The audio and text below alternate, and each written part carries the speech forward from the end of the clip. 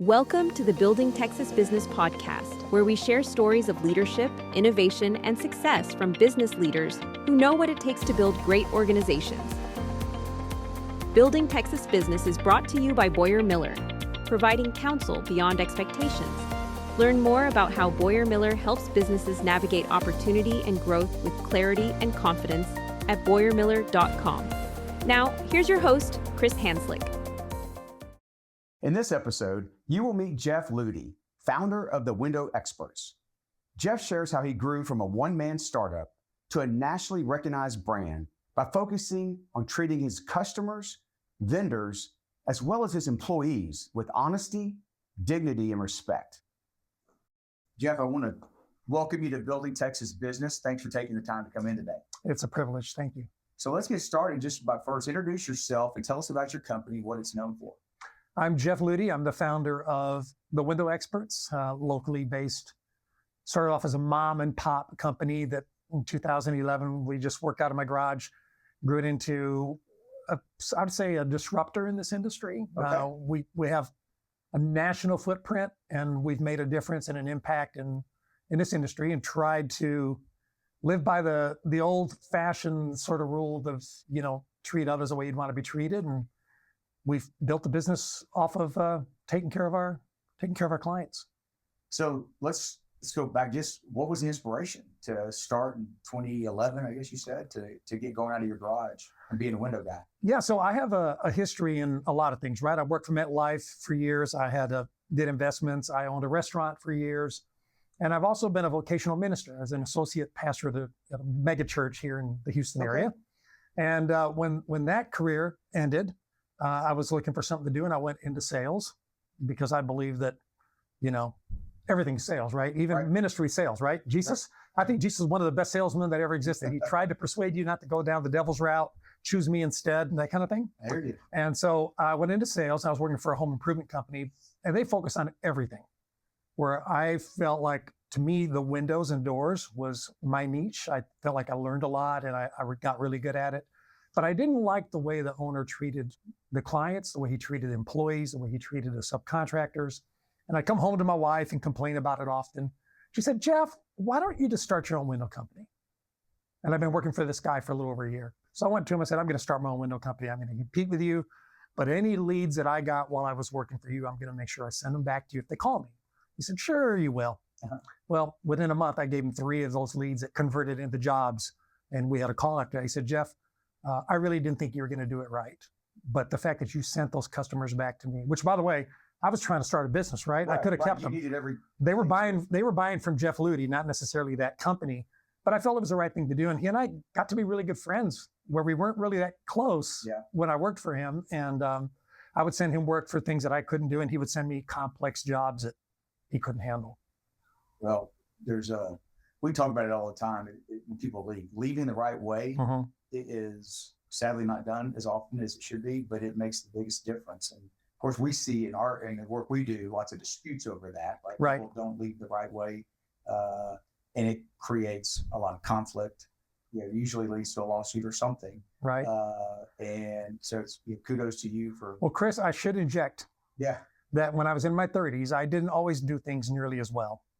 And a dear friend of mine, came to me one time, pulled me aside. He said, Jeff, he said, I want to say something to you and never forget this. And I have not. He said, Jeff, friends will come and go, but enemies accumulate.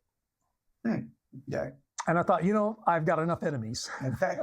So if at all possible, I've always tried to separate on good terms. Yeah.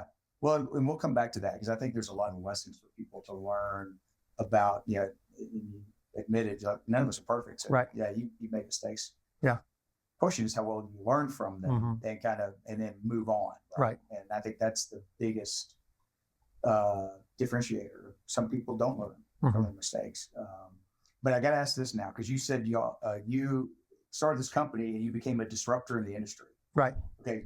What do you mean by that? How do you tell us, or what can you share with us that would show that disruptive nature?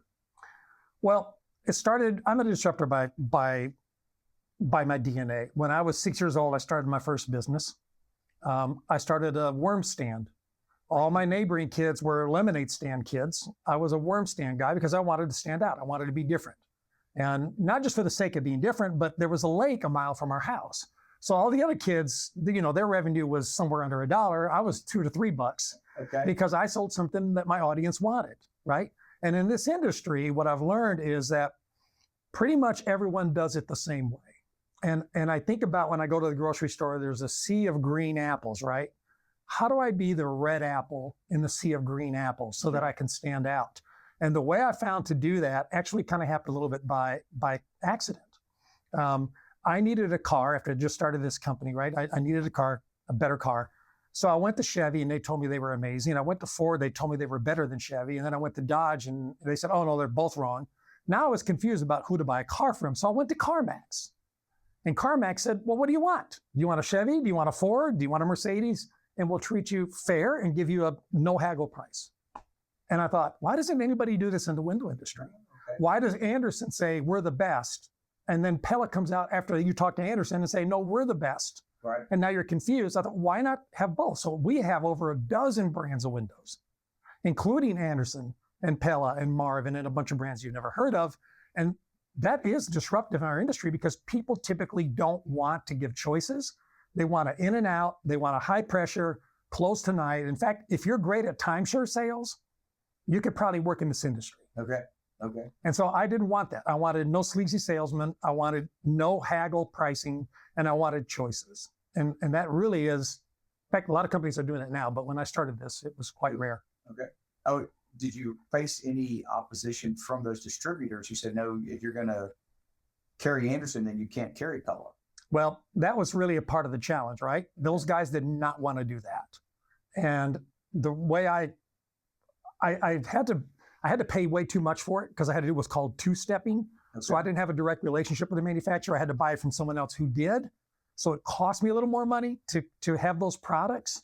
So my margins were a little bit slimmer on some of those items. I could not buy direct, but it actually helped me establish myself as the person who's the independent party and mostly unbiased to try to help you find what's best for you, not what's best for me.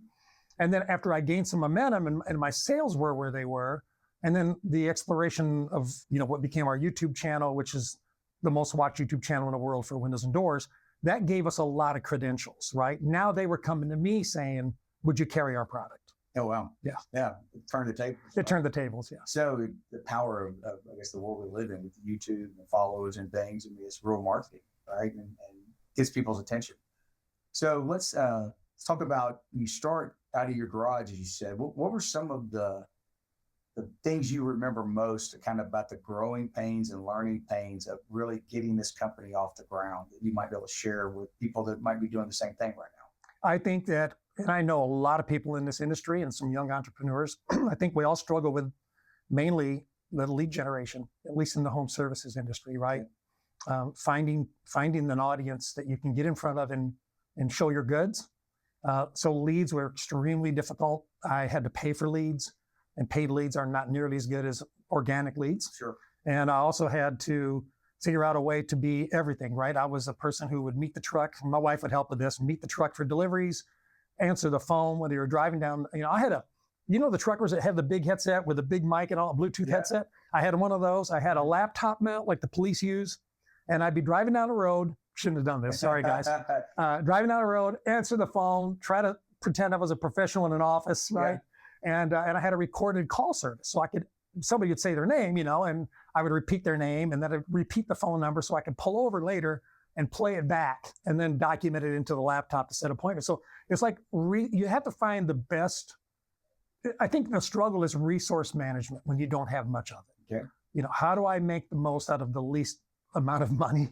Because I was pretty much broke starting this. I started it with, 20 grand in my checking account or something. Yeah. Not much. Well, is your point, right? You got to be smart about how you're using your resources because they are limited. Yeah.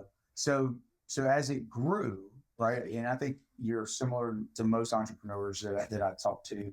Starting out, you're doing everything. Mm-hmm. Over time, if you're successful and you grow, you have to learn to step back and let others do, or you'll never be able to scale. I haven't figured that out yet. Like, how did you go about building your team as the company grew so that you could do more for the company. Well, I will say this. I think if I've done one thing well, you could go ask my employees. I think I have done a good job of assembling a team. I have a very rigorous interview process, having owned the restaurant and having hired and gone through about 500 employees in that 12-year period. One of the things I did learn was to pretty much identify the traits that I think are going to work well with the role that I have. And I did do a good job of hiring people. I've had struggles. I still struggle a little bit on letting it go because I seek excellence. I'm not going to say I'm a perfectionist, but I do seek excellence in what we do. And as I've grown to trust these people more and more, and I've been able to give them a little more permission, right? We've been able to grow, and that's helped us scale quite a bit.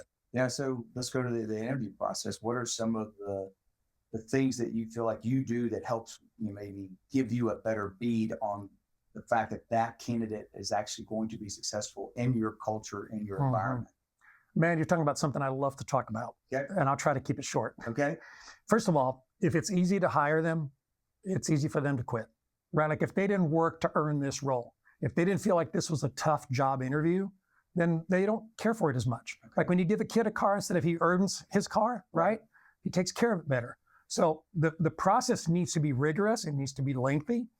But I found that if I find a candidate and the conversation is going well, I like to use what's called the 4 C's. This is one of my things I do with everyone. And you can not only use it to hire, but you can use it for managing and coaching them throughout their career. You want to hear the 4 C's? I absolutely do. Okay, the first one is chemistry. If we're going to spend 40 hours together, we've got to get along. And I can pick that up usually in 15 minutes, easy. Okay. The second is character. And that's really hard to detect, right? It can take 20 years to figure out that their character is flawed. Right. The third one is competency. And I call that my golden triangle. If we have a good balance of chemistry, character, and competency, that's going to be perfect. But I asked the candidate, which of those 3 do you think is most important to me? And of course, if they get it right, they're going to say character. Right. And the answer is yes, character, because if you have a chemistry problem, a person with character, you can go to them and say, hey, you know what you said in a meeting, and I saw how that offended Susan, and like, oh, I'm so sorry. Right. Thanks for pointing that out, right? Also, competency. If their competency is weak in an area, they're coachable, they're teachable. Hey, teach me. I want to do it well. It's when they have poor character that you end up suffering, and those people end up eventually leaving our culture, because our culture is such that we really focus on character and treating people well and treating people right, that it's almost like trying to squeeze a watermelon seed. Have you ever tried to squeeze a watermelon seed? It shoots out of your fingers. Right. If we put them under enough of our culture pressure, those who don't fit, they go right out. Yeah. By the way, there's a 4th C. I know, I was about to ask. The 4th C I invented. The first 3 I didn't. The 4th C I invented is calling. Having been a man of faith, a minister, I believe in calling, because somebody can have all 3 of those C's in good equal parts. But if this isn't really where they should be, whether they have faith or no faith, if this is just not really where they should be, then it's not going to last either. There's a different company for that. Right? There's somewhere else out there that can use those skills. It's interesting you say that. You and I may discuss this, but we kind of view the world similarly, but we use our mission statement: providing counsel beyond expectation, building lasting relationships, and making a meaningful difference in people's lives. Yeah. As an interview tool as well, to say, for us, there's passion in those 3 things, and it's what we show up for to try to achieve every day. If nothing in that statement resonates with you in your heart and your gut, it's okay. It doesn't make you a bad person. Right. It just makes this organization's not the right one for you, because it won't be your calling, it's your word, right? You have to be passionate about what the company is standing for. Yeah, I agree. That's perfect. And I think the nice thing about this is clear when we talk about this up front.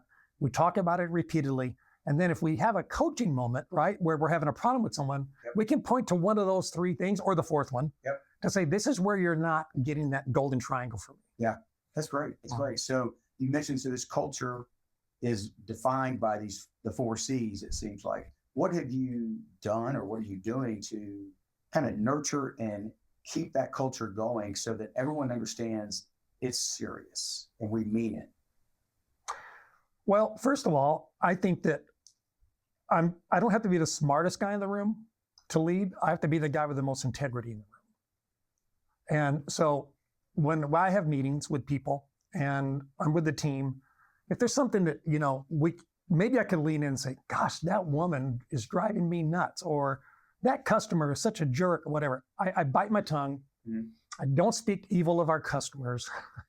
I don't speak evil of our vendors, right? I mean, yeah, I've got a right-hand guy I can go to and vent a little bit because everybody needs that, right? Right, sure. Right, but I don't have a meeting where there's 5 or 6 people sitting around and they see me let down my character. They look to me, and if my character and my chemistry and my competency is good, then that's all I have to say. When I come into the office, I make it a point to walk down that hallway. I say hello and good morning to everyone. Yes. Right? Because that's chemistry. That's chemistry. And then character, I make the tough decisions. Even if we lose money, we're going to do the right thing. Right. And then competency, I hope they look to me and say, man, I need to lean on Jeff. He knows what he's doing. I like to talk about innovation. And it sounds like just from your starting the company, there were some innovative thoughts around having the options of the different products. Anything else that you have implemented over the last several years that you think is kind of innovative, either for the industry or just for your business to make things more efficient and maybe more possible? Well, I think the YouTube channel was definitely innovative, right? We made the YouTube channel specifically because we are different, and I'll give you a little scenario for that. Okay. Most window companies and home improvement companies, if they have a professional sales force, you're going to call them today and you're going to say, hey, I would like to get a proposal for replacing my windows. One of the questions they're going to ask you after they find out if you're in their service area is they're going to say, will all decision makers be present? Okay. What they mean by that is, we don't want you, when we get all done, to say, well, let me talk to my wife about this, right? Or let me talk to my husband, because there's no way to close the deal, right? So we did not take that approach. We take the opposite approach. We work with you. We trust that you and your wife have a good enough relationship that if you don't think she needs to be here, then she doesn't need to be here. Why should that be my job, right? To force her to be here, right? Okay. So what I found out was there are benefits to having both parties there. There certainly are. So I would spend time with a wife, for example, at 3 PM, and she would love it. Oh, this is great. I'm going to tell my husband about it when he gets home tonight. Well, she couldn't say it the way I said it, right? So I started making these short videos. I'd say, you know what? Hey, this product I just demonstrated to you today, I'm going to send you a video link so you can share it with your husband, because I figured I could do a better job than she could, or vice versa. Okay. Well, next thing you know, the algorithm gods at YouTube loved my videos, which I never made for a national platform. I made them to help sell windows. Right. And so in a way, our disruption in the industry by not forcing everyone to be there birthed out this new innovative idea, which led to millions of views every month, right? And literally 400 to 600 leads a month coming off of the YouTube channel. And, our budget for marketing is 4%. The industry standard is between 10 and 15. Wow. And so we're more profitable, which means we can give better prices to our clients, right? Because we do have, sort of this free source of lead generation. That's crazy. Yeah, I mean, that's a huge advantage when it comes to pricing, I would think. Very innovative. What about struggles or headwinds in the last several years? What are the challenges that you faced kind of in running the business, and how do you feel like you've overcome them either yourself or as a company to keep things moving? I almost went out of business in 24, believe it or not. Yep. Mm-hmm. And it's because we did too well. We couldn't scale fast enough. We had some great tailwinds behind us. Our marketing was really getting more engagement. The referral business continues to grow, right? Repeat customers, we've been doing it long enough that, most people live in their home about 7.5 years. That's the average. So, now a guy sold Windows 2 in 2012, 13, 14, 15. He's moved to a new house and he wants to call me again. And so what happened is we expected to have about somewhere around a 10 or 15% growth. We had a 57% growth in 24. And so we don't use contractors. That's something else that's disruptive. Okay. We use 100% employee installers. Well, we sold more than we could install. And so cash flow became a real problem. And then we ramped up quickly by hiring a lot of people and tried to train them really fast. And the quality wasn't there. We started making mistakes. We started having to go back to projects because we didn't get it right the first time. And so our EBITDA, our margin, dropped to somewhere around 2%, 2.5%. Okay. Which is crazy because we're normally in the 15 to 17, 18% range. Big drop. Big drop. And so I hope it's okay to use a curse word on your... It is. You won't be the first. I was reading a book and I'll give you the book name so you can put it in the notes. It's really good. And there's a chapter called, it says, if you're going to eat shit, don't nibble. And I had been reading that chapter when all of this happened. And I came back to the office and I said, we have got a problem. You need to go to this department. You need to go to that department. You're going to stop doing this. You're going to start doing that. We're going to back off on marketing. We're going to raise our price. Like, we did everything we could to get the sales and the installation numbers to balance out. And thank God we did that and recovered. Yeah. Good for you. Yeah, I know that. Well, it's interesting because you hear it a lot, but maybe not everyone does, is you can actually grow too fast. You can grow out of business. They can kill your company. Yeah. So, I think what I heard you say, and maybe expound upon it, but you have to, as the leader, you have to recognize that's going on, and then you have to act fast, because slow changes and dragging your feet will sink everything. And that seems like kind of what you learned, I guess, out of that chapter and what you implemented. You know, I grew up as a missionary's kid in Mexico. We moved 31 times in 10 and a half years. I have high adaptability skills. Mm-hmm. I am quick to change. In fact, I enjoy change more than I do stagnation. Okay. And so it actually energized me when I saw this is the problem. I spotted it. I can fix that. Now, everybody else who was on the roller coaster ride probably didn't enjoy it as much as I did. Right. I think I had some employees who ended up throwing up a lot. Well, most people resist to change, so especially if it's going to be fast. But so you're right, but someone has to be the leader. Say, no, this is what we're doing. Uh-huh. Well, I brought him in and I said, look, we're in danger here, right? Like, think about a captain on a ship, right? And we see a storm.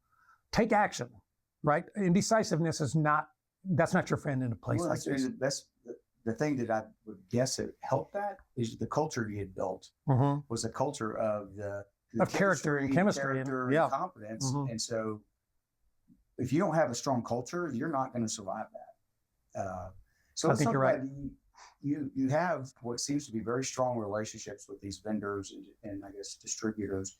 What are some of the things you've done to kind of nurture those relationships so that they become really good partners to your company? So I should start by saying that in addition to the 4 C's we talked about, our outward-facing statement to our clients and to our vendors and to our team is that we treat people the way we'd want to be treated if we were buying windows for our own home, with honesty, dignity, and respect. Those are the 3 key words we use: honesty, dignity, and respect. What I've told our team is it's easy in industry, of any industry, to look to your client and say, oh, well, I'm going to treat them well because that's my bread and butter, to turn around internally to your office team and treat them like crap because they're not paying your bills. Right. And then to look up to the people who you give your money to and treat them like absolute crap because you're making money from me, right? I didn't want that. I wanted a level playing field. I said, we're going to treat our peers in the office with honesty, dignity, and respect. We're going to treat our clients with honesty, dignity, and respect. And we're going to treat our vendors with honesty, dignity, and respect. Everyone is your customer. And so the vendors will tell you that they love us because we don't come to them and say, you screwed up. We come to them and say, we have a problem. We have a client we want to make happy. Right. How do you and I do this together? And one of the things I do every time I meet with a vendor, every single time, is at some point in that conversation, I say to them, tell me, Chris, what can I do to be a better partner with your company? And then they may have something like, hey, Jeff, if you could not order every week, maybe order every 2 weeks so we have more stuff on the truck, that would help us be more profitable. Whatever, right? Yeah, we work like that. We work like that. Eventually in that conversation, they lean over to me and say, Jeff, and what can we do to, and that's where I've got to let, I'm glad you asked. Yeah. Well, I think we talk about that as well. I think if people perceive that you are being genuine, they're much more likely to reciprocate that back to you. Oh, right? Yes, absolutely. And so if you're building that relationship out of mutual respect, and you actually care about them, I mean, more times than not, they're going to reciprocate it. And I think, in my experience, when they don't, you've identified one of those character issues that you're like, okay, that's not who I'm going to do business with. I don't think I want to work with this guy. Right. Yeah. So, and actually, we have fired some vendors that they don't get it. Yeah. Right. And maybe someday we'll bring them back because they got their team together. Right. But we want to have if we're going to have a relationship, we're going to make sure it works. We want to be on good terms. Very good. Lots of lessons in that, I think. Now let's talk a little about leadership. Just with you as the leader, how would you describe your leadership style, and how do you think that's maybe evolved over time as the company's grown? Well, one of the things I did learn in the restaurant industry is that you have to be a situational manager. The things I could say to, Tom might make Susie cry or vice versa, right? And so you don't have one size hammer for everyone. I found that, what I don't like is a bunch of yes men. I hate yes men. I had an employee one time who I was talking about something and he agreed about everything. And I said, stand up. He said, what? I said, stand up. So he stood up and I shoved him and he went like this. And why'd you do it? I said, push me back. He said, I can't do it. I said, no, push me back, right? So he shoved me back, then I shoved him, then he shoved me, and then we did, we hugged each other. Yeah. I said, dude, I'm human, you're human. We're trying to solve a problem. You must have an idea somewhere in there. Right. I want to hear it, right? So I think what I've done unique, if it's not unique, I guess I'm confused, but is I invite everyone into the decision-making process, no matter who they are in the organization. Okay. I don't think I'm the only guy with a good idea. Right. And so my leadership over time has developed to where I still feel like I want excellence. And so maybe I still hold on a little too tight to some areas, but I do encourage them to participate in what we're doing, how we're doing it, and how we should do it.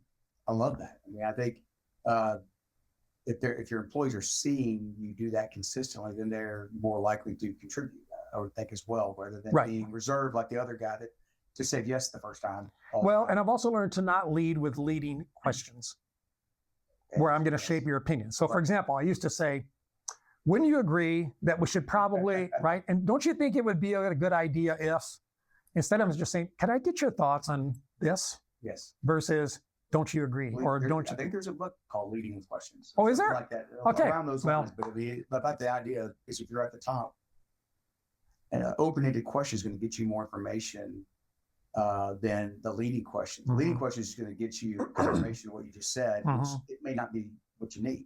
I read a book many years ago called 9 Traits of Great Generals or something to that. I'm sorry about the name. It's been for 50 years. But the only one I remember out of there is that great generals fix the problem, not the blame.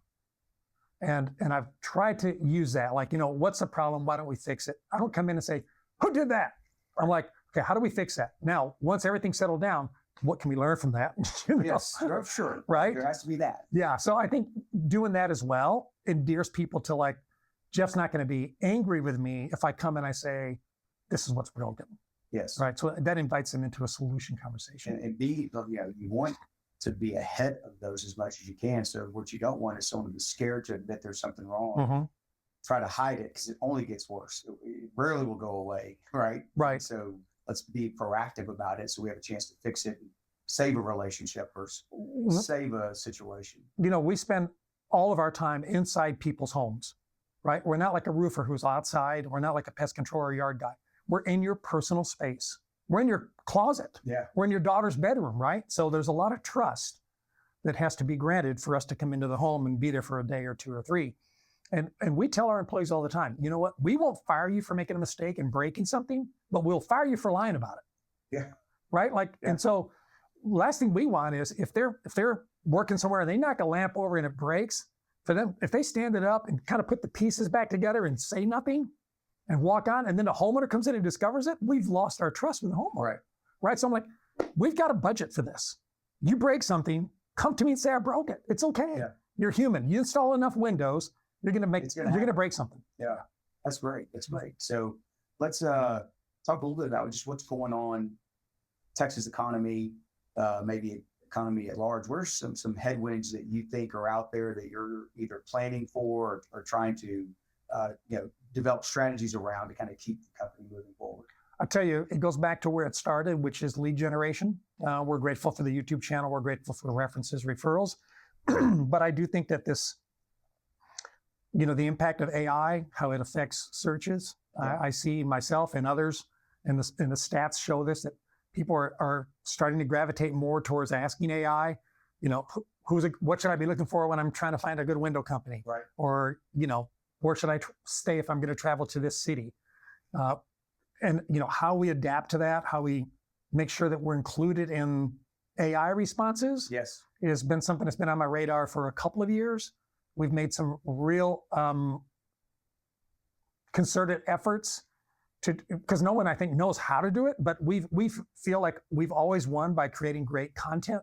Mm-hmm. So instead of creating content on our website that's designed to sell windows, we create content that's designed to help provide great information instead. Right. For example, thought leadership around it. yeah. So I don't know if you hate it as much as I do, but if I do a search for a question like, at what altitude do you need oxygen on an airplane, right? Because I'm a private pilot guy. Yeah. I hate it when the page I land on writes for 1,000 words about what can happen if you don't have oxygen. Hypoxia can occur, you could this, you could that. No, I want the answer. What is the altitude? And I have to scroll.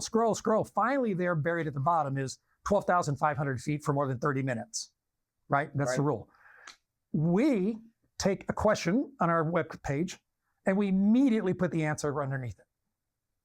Then we give all the reasons why. All the explanations. So you get your answer immediately. Right. Now, a lot of companies don't do that on purpose because they want you to spend more time on the site, which signals to Google, oh, they must have found a great website, right? But I'm not interested in that as much as I'm interested in AI being able to get a great answer from my website to that question. Well, Don, you said we've been doing the same thing at our firm with our website, with our marketing, with the content to make sure we're showing up because we know people Google and search for everything now. Oh yeah, sure.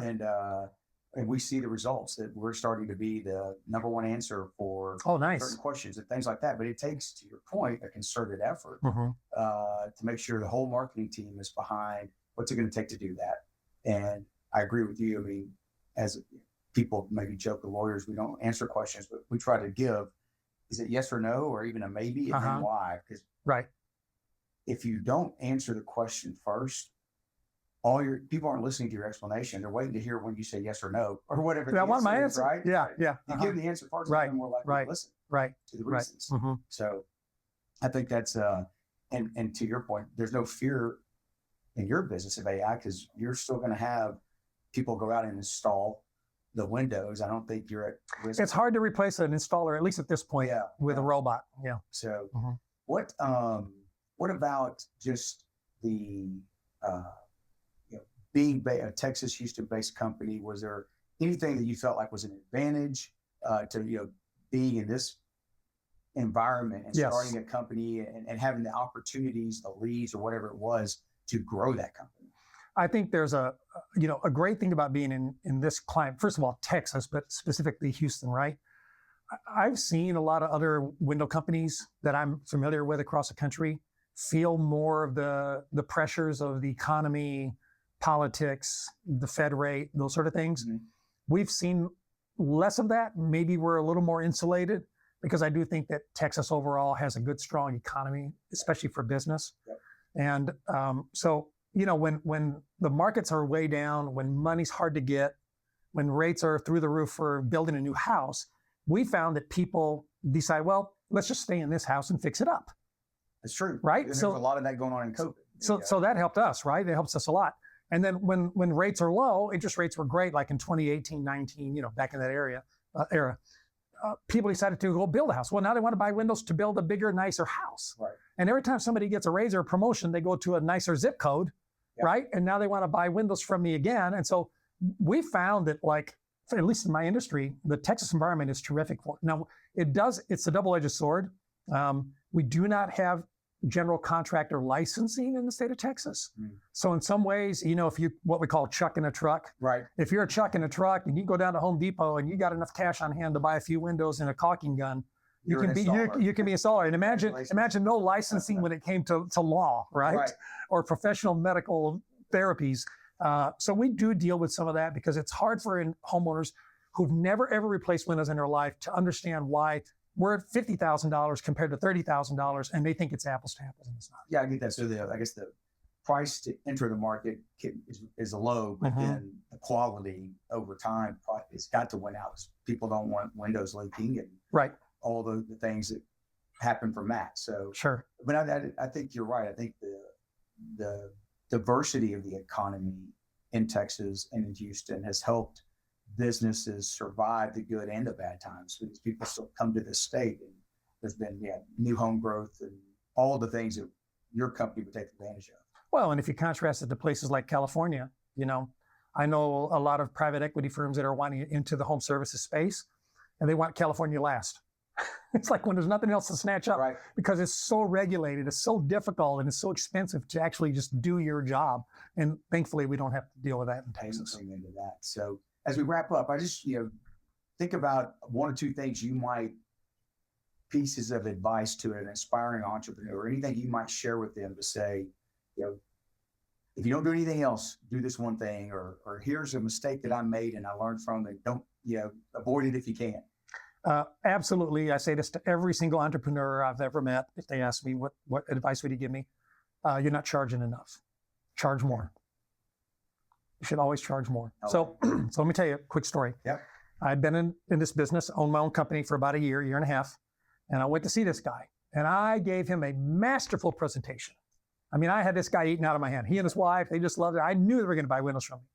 So I said, well, let me go outside and measure, and I'm going to go make a quote for you. And I had a printer in my car. I was professional. I had a printer. I printed it out. I came back in, showed the sample, showed him the quote. I could see his temperature change. And he got quiet. And I thought, what happened here? And I didn't get the job.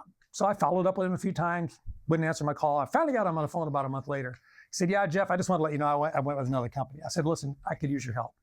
I'm young, I'm dumb, I'm trying to figure this out. What advice would you give me? What could I have done differently? And he said, Jeff, let me tell you what happened. I said, what? He said, Jeff, you presented your company and what you were going to do so well. He said, and then when you came in and showed me the price, I thought, this guy doesn't know what he's doing. He's going to go out of business. He said, you were too cheap. Too cheap. Too cheap. I bought windows from a guy who was twice your price. Unbelievable. So it made me think. I mean, if I said to you right now, hey, Chris, down in the parking garage, I've got a 2026 Bentley Continental GTC convertible with the W12 engine, over a mile of hand-stitched leather in the seats, okay? Virgin, beautiful leather from the mountains of Switzerland. And I'll sell it to you for $50,000. What would you say? It's stolen. Something's wrong with this car, right? Something's wrong with this car. So what I encourage entrepreneurs to do is track your closing ratio. If you're going, meeting with a client, how often do you close a deal? If it's over 35 or 40%, raise your price. I talk to these guys all the time, they brag about, oh man, I'm a 70% closer. I said, well, you know what? Raise your prices, we'll see how damn good you are. Because you're just an order taker is what you are. You're winning on price only. And if they bought on price, they're going to crucify you on that same cross. Right. The cheapest jobs I've sold are the ones that end up costing me the most. They're the difficult people. That is amazing advice. I think it's so true. And you're right. People are hesitant. They want the job or the deal so bad, they worry about charging too much. And yeah. I love that you shared that because I think it's true. Mm-hmm. Now, I'm one of your clients, so forget everything I just said about price. Right. Everyone says that except for the lawyer. Except from the lawyer. So, boy, I've heard that a lot. So look, this has been great, Jeff. I really appreciate the time. Want to do a few things as we wrap this up that are less serious. And always like to ask people, what do you like to do to kind of recharge so that you can be there and available and show up for your people, your customers, your vendors? So to me, one of the things I love to do is work, right? So I never feel like I'm running on empty. Right. So I have to be very intentional to recharge. And for me, recharging is going to the mountains. Yeah. My wife and I usually, when it gets hot, first part of June, we have a motorhome and we go up to the mountains and we take our Starlink. So I'm never too far away from doing work. And we'll spend about 60 days up in Colorado area, cool. Off the grid with a big motorhome. And man, that really restores my heart, right? Being out there and waking up in the mornings and it's cold outside when it's 100 degrees back home feels great. That's great. So, okay, then the next question is when you come back from being out of Texas for that long, do you prefer Tex-Mex or barbecue when you get back? Well, Tex-Mex for sure, yeah. Actually, Indian food. There you go. Okay, I may have to add that one to the list. Yeah, you should. Well, Jeff, again, thanks for taking the time to kind of share your story. It's an amazing story. And just, congratulations to all the success you've had. I know you'll continue to do. Thank you. I want to say one more thing. Sure. I've had a great experience with Boyer Miller. And anybody listen to the podcast, I know that's not why they're here specifically, but if they are in this market, my experience has been the equivalent to the window experts, right? I would say you guys are, in my opinion, right? You guys are up there as the premium law destination for this area. And you guys do a terrific job. Well, I certainly appreciate that. Thanks for saying so. Yes, All thank right. you. Take care. Uh-huh. That's it for this episode of Building Texas Business. Don't forget to check out the show notes at boyermiller.com/podcast for insights and resources from today's conversation. Learn more about how Boyer Miller can help your business grow at boyermiller.com. Thanks for listening, and we'll see you next time.